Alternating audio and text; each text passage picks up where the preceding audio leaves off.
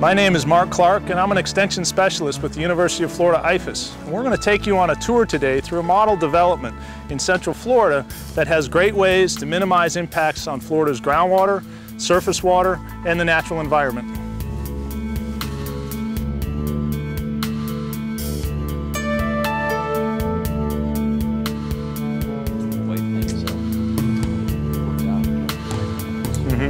That's good. River Forest is a 25-acre site that has pine flatwoods, scrub ecosystem, and also it borders the Braden River, which is a very productive estuary here in Manatee County, and Williamson's Creek. Our idea was to develop a place for people to live in the same environment where already existed the plant and animal communities. In the typical Florida development, a big retention pond is dug, and then the fill is used to create mounds that the houses all go on. And then the idea is that stormwater is channelized from those mounds to the streets, to elaborate curb and gutter systems, and the water is channelized back to the retention pond. What we've done here is tried to pay attention to the way stormwater naturally soaks into the ground. We have done our best to minimize impervious surfaces in River Forest. Stormwater runoff is a major concern throughout Florida. It results from increased impervious surface areas due to development. So tell me a little bit about the road surface here. It's much narrower than most typical roadways, even in small residential areas. Well, it's an 18-foot roadway, and it's the standard's 24 foot. This narrower road means less impervious surface area, which means when we have a rain event, there's a lot less that runs off the landscape. So we benefit by a traffic calming device, a much more intimate sort of setting, plus we've got less runoff, which is of course what one of the real critical issues is. We have less impervious surface, but we still have runoff from the street. And the street runoff goes through this little buffered zone and down into this depression in these folks' yards here. And eventually we'll end up filling up during a storm event. What happens to the water then? Well, two things happen. The stormwater soaks into the ground naturally, just as it would have ordinarily if this were just a forest. And helps to recharge that groundwater, basically. There are these sand filter underdrains. And what happens underneath this mulch is a very fine sand filter material that the water soaks down through, and then through a piece of fabric that's wrapped around a perforated pipe. In addition to the water that's coming off the road surface, there's of course some contaminants that come as well, nutrients perhaps, and maybe some heavy metals. But as the water moves through that soil, we're actually able to filter some of that water and trap those contaminants on the surface. So as the water moves through the soil, and I see you've got actually a underdrain here indicating indeed where this pipe system is underground, that'll be cleaner water that moves into that pipe system and then eventually that goes out to the river. The real key is there's 22 of these in the subdivision. So we have lots of little retention basins all throughout the landscape, really the way the natural system would be functioning. In many driveways, we have impervious surface area that's about 100%, similar to this concrete surface area. But what's different about this particular home is the permeable pavers that they've used as part of their driveway. So instead of water that otherwise would be hitting this surface and 100% of it running off, we've got an opportunity for water to infiltrate right down into the subsoil. So there's a lot less runoff from this sort of permeable pavement, and yet still provides a nice driveway surface. They've allowed for the grass to grow up through some of these open spaces, and it actually looks like their front yard. As somebody would back up in this area, they wouldn't compact the soil quite as bad. That's right. And you just pull in the car here. In this area, this is another one of those bioretention areas, a little more wooded, not quite as manicured, but still a nice buffer for the house. That's right. We try to break up the views from the houses so that So we've got another example of an alternative type of driveway here, and this is actually shell. How much does this cost? Well, you know, this is mined here locally, so this is really the cheapest driveway that you can come up with. So basically we've got an alternative here, cheaper than concrete, cheaper than asphalt. It reduces runoff, we improve water quality, we benefit the Florida landscape, and we benefit the aquifer. Can't beat that. So we've also got some lovely landscaping here with native plants, some lantana here, and this really helps with the irrigation. We really have species here that tolerate drought conditions or are much more tolerant, so we don't have to irrigate quite so much. And they're very attractive. They tend not to overgrow the landscape if they're planted well and planted in the right place. So it's a very attractive way to handle the landscape.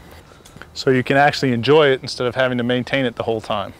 That's right, is enjoy the landscape. That's what we're all about. That sounds like a wise thing to be doing.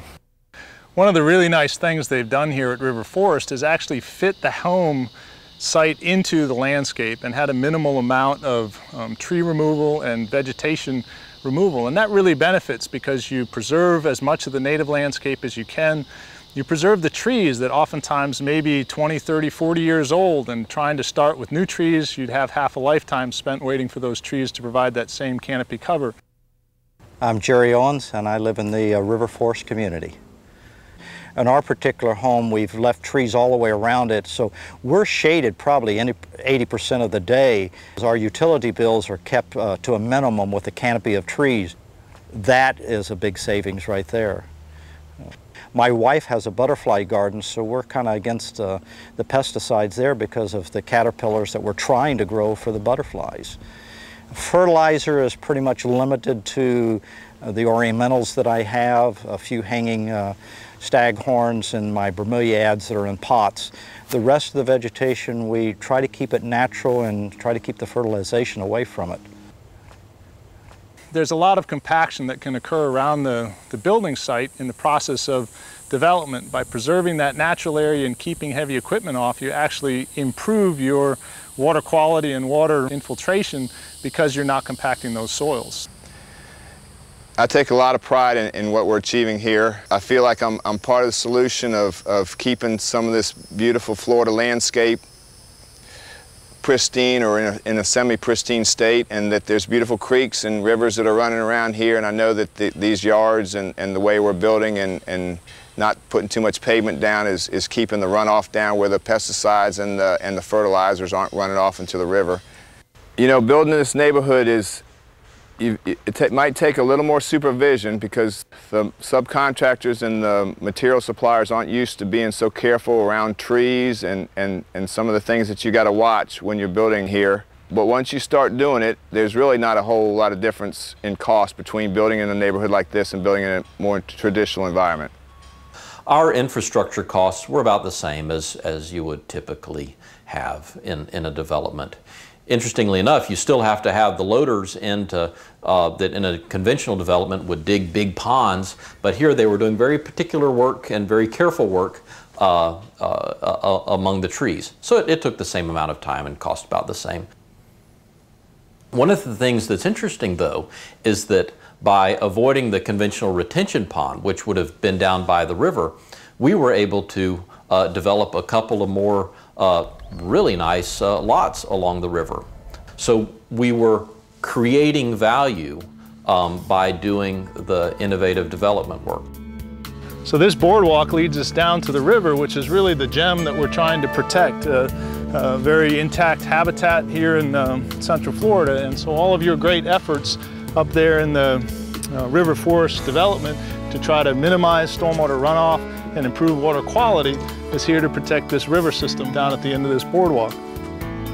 And the idea really is that we make a connection in our minds between the physical environment where we live and the rest of the natural environment, and a connection that we enjoy.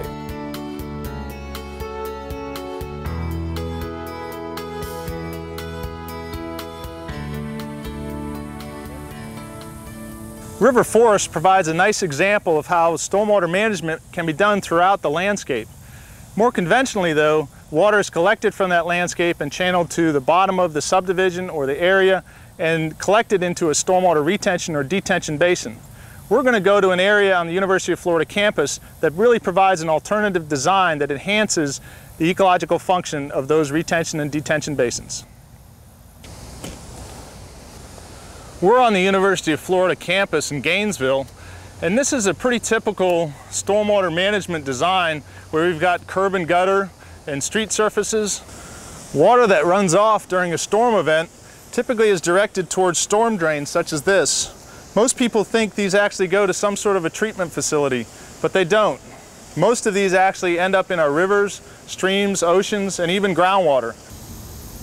This is where the water goes after it goes down that storm drain, and it enters into a stormwater retention or detention basin. Stormwater management is very important to protect our homes and downstream areas from flooding. It's also important to protect the environment from those impacts of the impervious surfaces we put in the landscape. We're going to take a look at an innovative design that actually takes those stormwater retention detention basins and enhances them to provide multiple functions. This is where the water we've been following travels to.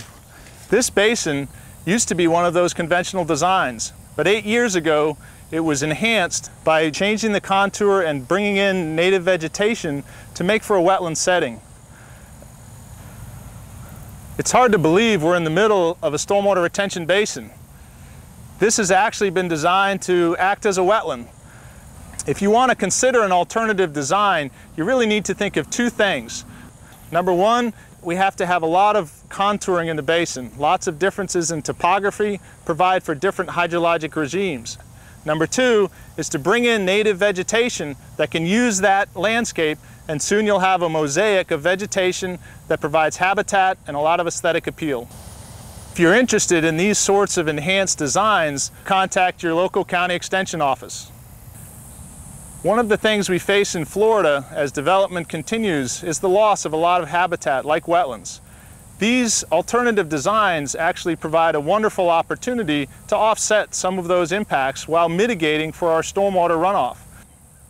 I think there is an unmet need in the market, that there is an eagerness for other ways of doing things. And does the conventional way of handling stormwater with the big retention ponds and then the mounds of earth and the compacting the soil and not having any real topsoil in the whole subdivision because it's all dug out of the bottom of a lake, is that really the best way to do things? Sometimes it might make perfect sense, but in others, maybe we can do better. And I think it's the developers who can lead the way in thinking of new ways to do things. At present, a lot of the local code and local mechanisms to develop are really out of sync with this sort of development. There really needs to be a lot more infrastructure, including a lot of code and alternative design opportunities. It's really a comprehensive effort that has to change. A lot of communities and municipal and regulatory agencies need to rethink how we're actually developing Florida. There are more than 17 million people that call Florida their home, with almost 1,000 new arrivals every day. We all tend to think as individuals and that our individual choices don't have much of an impact. But in reality, our collective actions can have a significant positive or negative effect on our environment. Whether you're a homeowner, a developer, politician, or landscaper, even the small choices you make today can make a big difference in Florida's land and water resources.